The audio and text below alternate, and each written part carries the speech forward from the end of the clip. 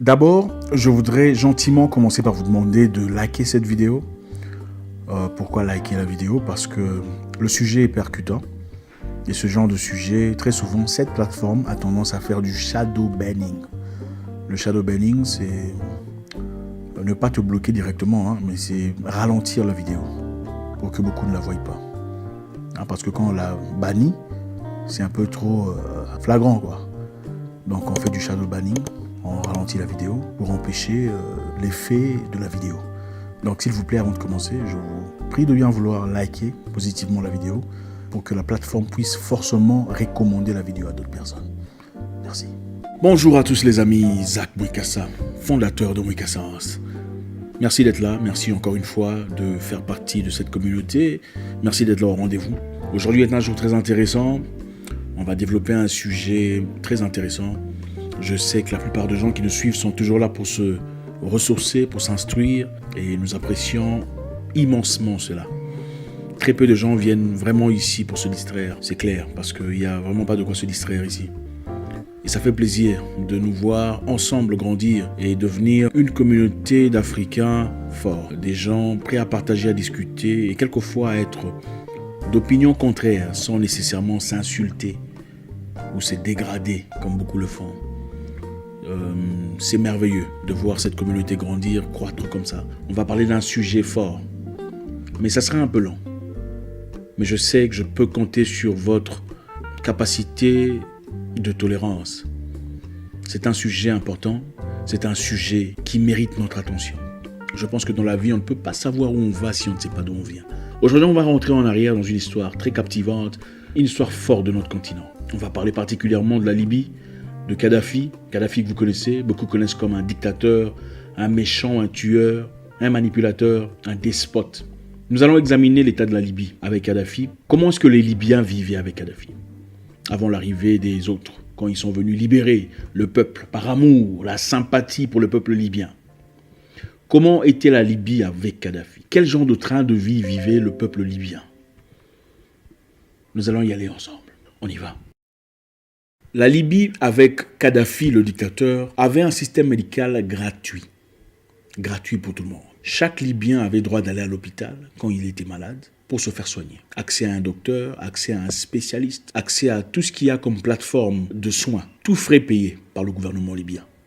Peu importe les conditions, peu importe les difficultés, peu importe la nature de la maladie, chaque citoyen libyen bénéficiait d'un droit légitime aux soins médicaux adaptés à sa condition.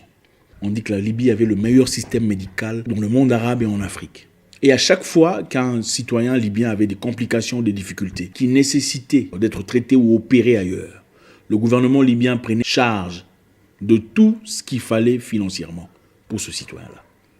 Il n'y avait donc pas besoin d'appeler un frère aux États-Unis ou à Hong Kong ou un oncle riche, impoli pour envoyer de l'argent et soutenir vos difficultés, vous aider à vous faire soigner. Contrairement aux États-Unis où quand on est malade, il faut payer très cher à l'hôpital. Il y a des femmes qui accouchent et ont des complications, des difficultés. Et ça peut monter jusqu'à des $100 000 et plus. Ceux qui vivent aux States peuvent vous le confirmer. C'est un système compliqué qui n'a pas pour but de soigner le peuple, mais d'extorquer de l'argent du peuple, contrairement à ce qui s'est passé en Libye. Donc le système médical aux États-Unis, par exemple, est là pour faire de l'argent, pas pour soigner le peuple. Voilà pourquoi on se pose beaucoup de questions sur quand on nous présente certaines histoires prétextant que ça soigne certaines choses. On se pose des questions, est-ce vraiment pour soigner ou pour faire de l'argent? Bref, c'est pour dire que la Libye avait un système adapté pour apporter la paix au peuple libyen sur le plan sanitaire. La Libye avait un système scolaire gratuit, c'est-à-dire primaire, secondaire, universitaire, spécialisation. Peu importe ce que tu désires faire, ta direction, peu importe ce que tu veux faire dans la vie, le gouvernement était adapté et disposé à t'offrir les moyens nécessaires pour y aboutir. Donc l'école gratuite, l'université gratuite, tout ce que tu veux faire, pilotage, ingénierat, médecine, peu importe ce que tu veux, c'était gratuit. Avec le dictateur Kadhafi. Contrairement en Europe, en Angleterre, aux États-Unis surtout, là où on paye des dizaines de milliers de dollars pour un programme universitaire, quelquefois d'1 an ou de 3 ans, jusqu'à $100 000. Beaucoup de personnes aux États-Unis aujourd'hui, certains en Angleterre aussi, commencent déjà à travailler, mais doivent beaucoup d'argent à la banque ou au gouvernement. Donc vous travaillez pendant 5 ans, 10 ans pour payer la dette avant de commencer à bénéficier de l'argent qui vous est dû. Est-ce vraiment une liberté ou de l'esclavage? Soyons honnêtes. Pourquoi est-ce que l'éducation scolaire devrait être aussi chère pour un peuple qu'on aime, dans un pays aussi riche? La Libye, contrairement à cela, avait un système gratuit pour tout le monde, pour accorder de l'équilibre à chaque individuel, à chaque partisan, à chaque citoyen libyen. Avec le dictateur libyen Kadhafi, la Libye avait traversé un moment très difficile de sécheresse avant son arrivée. Le pays est bien situé à un milieu désertique. Il n'avait donc pas accès direct à l'eau, de l'eau potable, de l'eau buvable. C'était donc compliqué. Mais étant un pays riche en pétrole, le dictateur libyen a initié le plus grand projet d'irrigation au monde. Et pour certaines personnes, c'était le plus grand projet architectural jusqu'à aujourd'hui. Donc, pour faire simple, on a créé un programme de tirer l'eau de l'océan à travers le désert. Il en faut combien de mètres cubes de l'océan au désert? On a fait un programme d'irrigation spécialisé pour les Libyens. Et avec ça, il a créé des terres fertiles où le peuple libyen pouvait cultiver des légumes et des fleurs et des fruits organiques. Organique, c'est quoi? Bio, des produits bio pour la bonne santé. Et pas seulement la bonne santé, mais aussi l'accomplissement personnel de chaque individu. Vous savez, l'être humain a besoin de certains éléments pour être heureux. Il a besoin de se sentir utile à la société. Voilà pourquoi nous avons chacun un projet. Ce n'est pas toujours pour faire de l'argent. Quelquefois, c'est pour se sentir utile. J'ai pu accomplir quelque chose.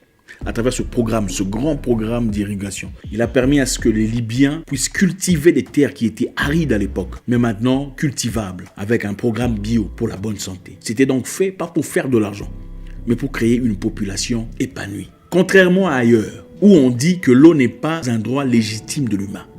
Il a fallu 40 ans de travail pour conclure ce grand projet d'irrigation. 40 ans de travail dur, acharné, pour permettre à chaque Libyen d'avoir de l'eau potable et chaque fermier de travailler aisément dans des conditions appropriées, seulement pour que les États-Unis viennent et bombardent ce projet avec des bombes faites d'uranium. L'uranium, pour ceux qui savent, c'est l'élément nécessaire pour fabriquer une bombe atomique. C'est ce qui a été fabriqué pour la bombe atomique à Hiroshima et Nagasaki. L'uranium qui a été tiré de la République démocratique du Congo. Pendant la dictature de Kadhafi, entre parenthèses, à chaque Libyen désirant devenir fermier, on donnait une maison gratuite, un terrain gratuit, des animaux gratuits, des semences gratuites. Donc, on donnait tout ce qu'il y a, tout ce qu'il faut pour un fermier de démarrer, de commencer son travail gratuitement. Et on lui accordait un expert pour conseiller, pour le diriger, pour l'aider à voler de ses propres ailes, gratuitement. Et qu'est-ce qu'on demandait en retour? Rien. Qu'il produise simplement de quoi manger à la population. Voilà comment vivait difficilement dans ce régime méchant de Kadhafi. Un régime qu'il fallait essentiellement effacer, éradiquer, changer. Contrairement à ailleurs, en Occident, ou d'ailleurs aujourd'hui, on est en train de pousser les peu des fermiers qui restent, les fermiers indépendants, hors du business. Parce que les grandes entreprises veulent prendre le monopole du marché. Ils veulent toutes les fermes, ils veulent être les seuls à produire de quoi manger, ils veulent être les seuls à posséder des grains de semences, des grains qui seront bientôt, qui sont déjà génétiquement modifiés pour vous donner de quoi manger, tel que eux désirent. Donc on veut garder un certain groupe de personnes, une ou deux grandes entreprises pour s'occuper de la nourriture de tout le monde. Une entreprise qui est gérée aussi par qui développe des grains génétiquement modifiés. Et on s'étonne pourquoi les gens meurent de diabète aujourd'hui, des maladies qui étaient presque inexistantes dans le passé, de cœur, de problèmes de tension, de problèmes d'obésité, de changements de comportement causés par la nutrition. Les Libyens ne vivaient pas dans ces conditions-là. La nourriture libyenne était bio. C'était la spécification. Et on ne demandait pas d'intérêt. Aujourd'hui, on n'a même pas le droit, aux États-Unis, dans beaucoup d'États, si vous plantez vos tomates, on vient vous arrêter. Vous plantez vos tomates dans votre jardin. Bio. Si on découvre, on vient vous arrêter. C'est ça la liberté. Continuons notre histoire avec notre dictateur libyen. En Libye, à l'époque, avec le dictateur libyen, chaque femme libyenne qui donnait naissance à un enfant recevait 5 000 $ venant du gouvernement. Gratos. Félicitations madame, c'est un beau bébé. Voilà 5 000 $. Comme ça. Pourquoi? Comme ça. Parce qu'il y avait assez de richesse pour tout le monde. Assez de pétrole pour prendre soin de tout le monde. En plus de ça, on ne payait pas le taxe. Beaucoup de gens, surtout aux États-Unis, souffrent du taxe. Aux États-Unis, en effet, quand on atteint un certain niveau, on commence à on vous taxe jusqu'à 45% de vos revenus. Beaucoup de gens que vous voyez là, 5 millions de dollars, mais en effet, il a payé 2,5 millions de dollars. Donc, il ne compte même pas, on le paye 5 millions de dollars, 2,5 millions, il part déjà chez machin, pour n'avoir rien fait. Voilà pourquoi vous verrez beaucoup de sportifs qui font des performances aux États-Unis vivent ailleurs. Ils sont enregistrés, en tout cas s'ils ne sont pas américains, ils sont enregistrés ailleurs. Ils préfèrent partir là-bas, faire ce qu'ils ont à faire, être payés ailleurs. Sinon, rester là-bas et avoir 50% de son argent retiré comme ça, au nom de quoi, je ne sais pas. En Libye, ils n'étaient pas sujets à cette forme d'esclavage non justifiée. Voilà ce qu'était la vie avec le dictateur libyen. Le dictateur libyen, dictateur entre parenthèses, considérait que le droit de housing right, droit à un domicile était un droit fondamental de l'humain. Donc chaque Libyen avait le droit d'avoir une maison digne. Il n'y avait donc pas des mendiants en Libye. Chaque Libyen avait droit d'avoir une maison. Aux États-Unis aujourd'hui, à New York seulement, il y a plus de 200 000 mendiants SDF à New York. À New York seulement. Ils dorment dans les, comment vous appelez ça, les passages les sous-sols, à New York, 200 000. En Libye, on n'avait pas. Mais on avait besoin de partir en Libye pour libérer les Libyens. D'abord, je voudrais que vous compreniez, si vous ne le savez pas déjà, en tout cas, je sais qu'il y a certains qui ne le savent pas, que votre banque, chez vous, dans votre pays, ne vous appartient pas. La banque centrale chez vous, dans votre pays, même s'il y a des francs CFA ou des francs, je ne sais pas quoi, ça ne vous appartient pas. Ça appartient à des individus, des riches, quelque part, qui dirigent votre pays. Ce n'est pas votre président qui dirige votre pays. Parce que la direction, c'est l'argent. Et votre argent, sans leur accord, ne vaut rien.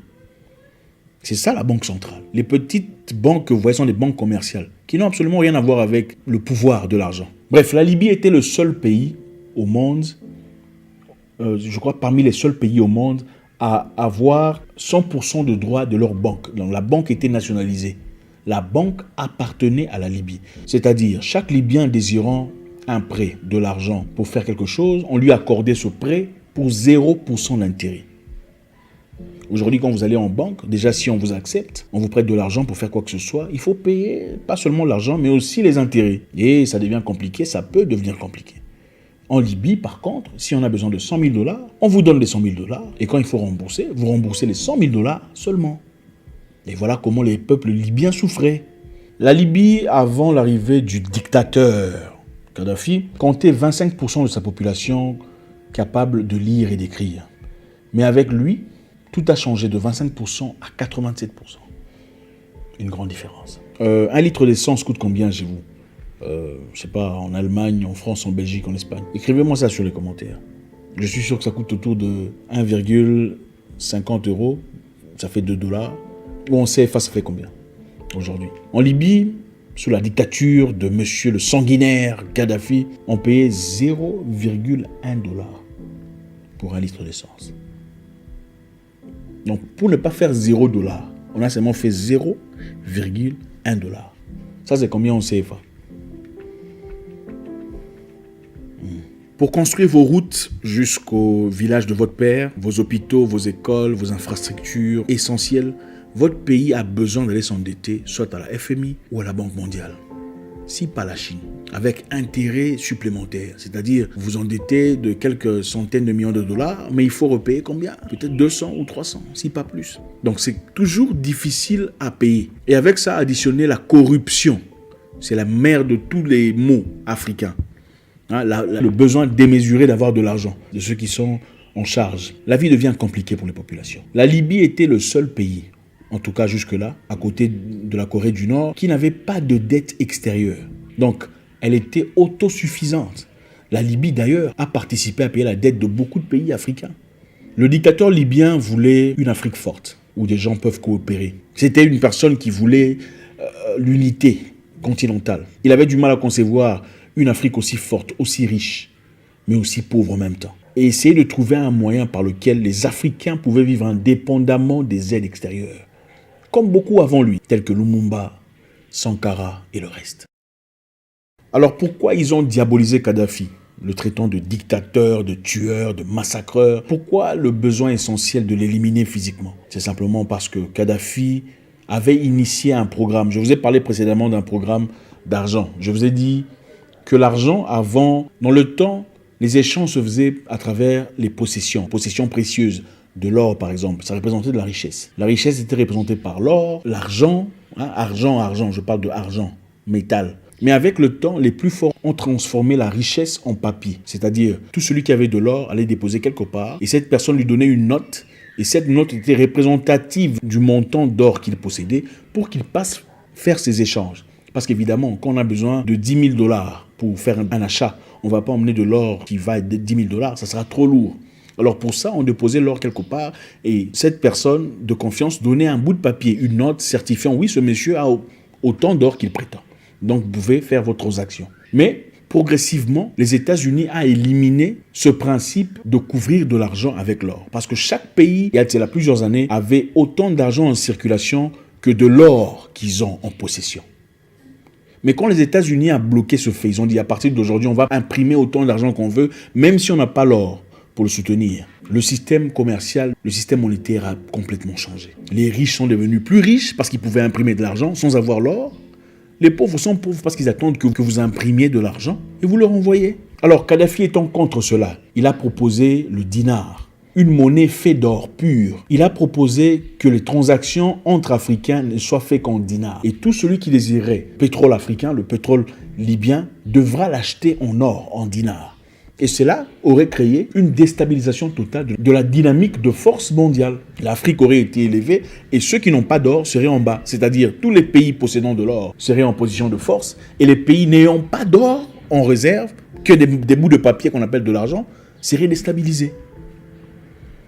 Et certains experts disent que des mouvements tels que celui-là se font en secret, en discrétion. Malheureusement, il en avait parlé 2 fois dans 2 conférences. Et avant lui, en 2000, Saddam Hussein a fait la même erreur. Il voulait changer son système de vente de son pétrole du dollar en euros. Et c'est la raison pour laquelle il a été destitué. Je pense qu'il est important de restituer l'histoire telle qu'elle est. Pas telle qu'on nous raconte sur France 24, France 2, tout le bazar. Vous écoutez-les très attentivement, CNN, tout ça, ils ont tous les mêmes serments, les mêmes phrases, les mêmes terminologies. Comme s'ils avaient des textes qu'ils lisent tous. Donc, notre vieux dictateur, entre parenthèses, a apporté beaucoup de choses dans son pays, beaucoup de changements. C'est à vous de juger, je ne vous dirai pas. L'éducation gratuite, l'école gratuite, la santé, le programme d'irrigation, il a présenté de l'eau gratuite venant de l'océan. Personne n'a fait cela gratuitement. Le monde occident est basé sur l'argent, les intérêts. Même l'esclavage était basé sur le capitalisme. Il était une question d'utiliser des pauvres noirs pour faire un travail, pour produire du sucre, du coton, pour que certaines personnes s'enrichissent. C'est ça la mentalité. Même le système de zoo où vous prenez un lion de la forêt, vous le mettez de cage, hors de sa liberté. C'est pour les avantages de qui? D'un monsieur capitaliste quelque part assis avec son gros ventre en train de siroter du champagne. On dépouille le lion de sa liberté. On le met dans une cage pour les avantages de quelqu'un. Et beaucoup d'Africains acclament, disant que c'est une personne qui a réussi sa vie. Il y a des façons de réussir sa vie dans l'honnêteté, dans la pureté. Mais on n'aime pas ça. On ne veut pas des gens libres. On ne veut pas des gens qui ont la santé gratuite. On ne veut pas des gens qui travaillent sans taxe. On ne veut pas des gens qui ont accès au carburant gratuit ou au moins cher. On ne veut pas des gens qui ont 5 000 $ pour avoir fait un bébé. On ne veut pas des couples qui ont un appartement gratuit venant du gouvernement pour s'être mariés. On ne veut pas ça. On veut un monde d'esclaves, sans le dire. Une prison à ciel ouvert. Je pense qu'il est important que les Africains le comprennent. Des gens forts que nous voyons venir. En tout cas, faites un commentaire, dites quelque chose. On a besoin de changement. Mais il faut comprendre l'histoire. On ne peut pas savoir où on va si on ne sait pas d'où on vient. Quelqu'un d'intelligent disait, si tu veux savoir ce que quelqu'un va faire, il faut regarder ce qu'il a déjà fait dans le passé. Moi, je suis de ceux qui pensent que l'homme ne change pas. Il devient de plus en plus lui-même. Vous avez déjà vu un chien devenir singe ou un singe devenir chat? Non. On peut faire des erreurs, c'est tromper. Mais le comportement ancré qui a été génétiquement structuré dans une personne, depuis des siècles et des siècles, partir en Inde, massacrer des gens, venir en Afrique, tuer des gens, aller chez les aborigènes, massacrer et prendre leurs terres, vous pensez que ça va changer avec le temps? Il faut arrêter ça. Merci à vous. J'espère vous parler encore très bientôt dans une nouvelle vidéo. Au revoir.